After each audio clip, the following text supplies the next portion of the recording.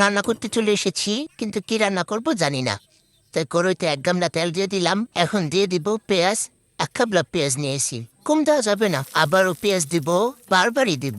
পেঁয়াজ বারবার দিতে ভালো লাগে, এতে একটু মনে শান্তি লাগে। কোন কাঁচামরিচ দিব, আবারও একটা কাঁচামরিচ দিব, বারবারই দিব। আবার একটু পেঁয়াজ দিব। এই তো, দেখ এখন একটু শান্তি লাগতেছে। এখন লেড়ে চেড়ে ঘুটে নিব। কি তুই আবার এখানে টান, যা তোর জালের মতো যা, শুধু এখানে ওখানে দৌড়াদৌড়ি করে।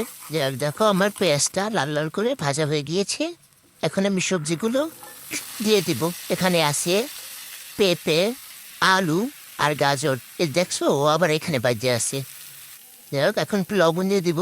লবণগুলা শীতে জমাট হয়ে আছে, আর কষ্ট কি করবো। যাই হোক, ওদের তো সোয়েটার পরাইতে পারবো না। লবণ দিব, আবার একটু দিয়ে নিব।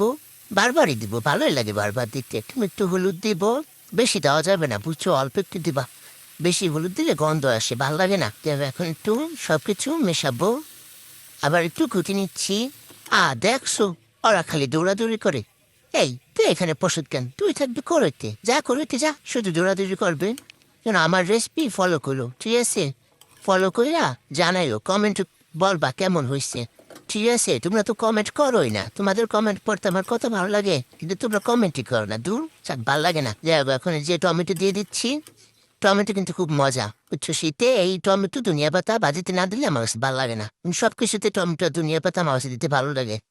যাই হোক, এখন এতগুলা ধনিয়া পাতা দিয়ে দিব, ভয় পায় না বুঝছো। আরো বেশিও দিতাম, কিন্তু আমি বলতে আমি এবার খাইবো না। যাই হোক, তো অল্প করেই দিলাম। এই যে জাদুর মশলা দিব, যাতে সে আমার পিছে পিছে ঘুরে, একদম আমার ছাড়া কিছুই না বুঝে।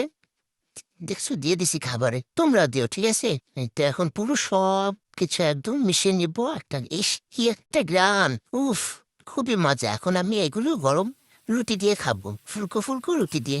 দেখছো কি পরিমাণ জুসি হয়েছে, দেখতে কি সুন্দর। লাল্লা লা লাল্লা, কত সুন্দর জুসি জুসি। যাও, তোমরা শীতে কম্বলের ভিতরে থাকো, আমি এখন গরম রুটি দিয়ে খাই, ঠিক আছে? টাটা। কি ও আবার এখানে বাজাচ্ছেন, এরা না আমাকে শান্তি দিবে না। যাই হোক, আল্লাহ হাফেজ, ভালো থাকবে হ্যাঁ সবাই।